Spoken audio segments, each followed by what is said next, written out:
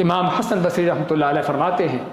کہ اے انسان یا ابن آدم انک انت ایام، کیا فرماتے ہیں کہ اے انسان تو دن ہے، تیرا حال دنوں کا ہے، جیسے جیسے کوئی دن گزرتا ہے ایسے ایسے ہی تجھ میں کمی آ رہی ہے، تو کم ہو رہا ہے۔ تو دن گزرنے پر انسان کو فکر ہونی چاہیے۔ تو بھائیو، ضرورت ہے سال کے ختم ہونے پر اپنے سال بھر کا جائزہ لینے کی، اللہ تعالیٰ کو کیا پیش کیا ہے اس کا حساب کرنے کی، اور آج وقت ہے کہ ہم اپنا حساب کر کے اپنے اعمال کو درست کر لیں، اپنی سمتیں صحیح کر لیں، اور اپنی ڈائریکشن جو ہے، اپنا رستہ جو ہے اس کو صحیح کر لیں، کیونکہ آج اللہ نے وقت دیا ہے، زندگی کے لمحات باقی ہیں کہ جس میں ہم اپنا حساب کر کے جائزہ لے کر دیکھ سکتے ہیں کہ میں کیا کر رہا ہوں، جس رستے پر چل رہا ہوں صحیح ہے یا غلط ہے، مجھے اس رستے کو تبدیل چینج کرنے کی ضرورت تو نہیں کہیں، جو میں کام کر رہا، عمل کر رہا ہوں، کہ یہ عمل کل قیامت کے دن اللہ کے ہاں ان عملوں کو دیکھ کر خوش ہوں گا یا پریشان ہوں گا۔ آج ان کا حساب کرنے کی ضرورت ہے، موقع ہے، حساب کرنے کے بعد پتہ چل جائے گا کہ میں کیا کر رہا ہوں، اور جو کر رہا ہوں صحیح ہے تو اور اس پر مزید مضبوطی سے چلوں، اور اگر کہیں غلطی ہے تو اس کی اصلاح کر لوں۔ اس لیے بھائیو، اللہ کی طرف سے اگر کسی کو عمر ملتی ہے، مہلت ملتی ہے، زندگی ملتی ہے، زندگی کے کچھ زیادہ دن مل جاتے ہیں، تو اللہ کی بہت بڑی نعمت ہے۔ وہ نعمت کھانے پینے کی نہیں ہے کہ اور کھانے پینے کا وقت مل گیا، وہ نعمت اس لیے نہیں ہے کہ اور دنیا کمانے کا وقت مل گیا، وہ نعمت اس لیے ہے کہ نیکی مزید کرنے کا موقع مل گیا۔ بعض روایات میں ہے کہ سب سے بہتر شخص کون ہے؟ من طال عمرہ وحسن عملہ، کہ سب سے بہتر وہ شخص ہے کہ جس کی زندگی لمبی ہو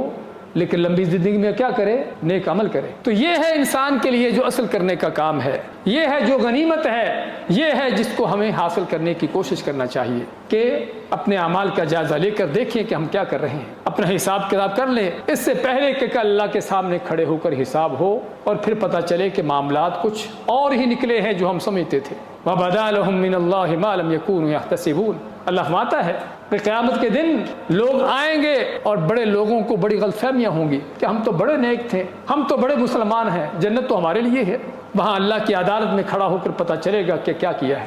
کیا لے کے آئے ہیں، اور جو لے کے آئے ہیں اللہ کے ہاں وہ قابل قبول بھی تھا یا نہیں تھا، اس کا حال کیا ہے۔ اسی عمر فاروق مایا کرتے تھے، حاسبوا انفسکم قبل ان تحاسبوا، اے لوگو آج اپنا حساب کر لو اس سے پہلے کہ کل قیامت کے دن اللہ تمہارا حساب لے۔ وَتَأَهَّبُوا لِلْعَرْضِ الْأَكْبَرِ عَلَى اللَّهِ، فرماتے تھے کہ اللہ کے سامنے اس بڑی عدالت میں پیش ہونے کے لیے اپنے آپ کو تیار کرو۔ بے اللہ کی عدالت، قیامت کی عدالت، محشر کے میدان کی عدالت، ہاں اصل عدالت وہ ہے کہ جہاں پر ایک ایک ذرے کا حساب،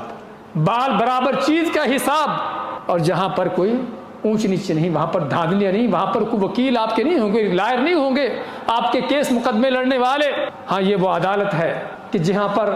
ہر انسان کو اللہ کے سامنے خود کھڑے ہو کر اپنا حساب دینا ہے۔ ما منکم من احد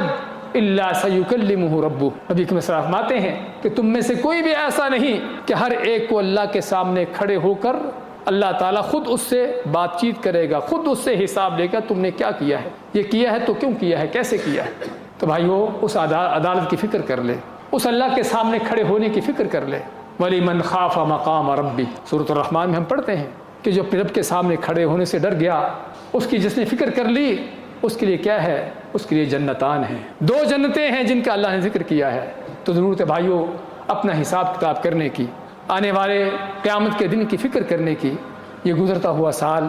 ہمیں یہی پیغام دے کے جا رہا ہے۔ اللہ سے دعا ہے کہ اللہ تعالی ہمیں اپنے ماضی کی بھی فکر کرنے کی، اس کا حساب کرنے کی توفیق عطا فرمائے، اور مستقبل میں بھی اللہ تعالی ہمیں نیک اعمال کرنے کی توفیق عطا فرمائے، اور نیکی اور توحید کے اور سنت کے راستے پر چلنے کی توفیق عطا فرماتا رہے۔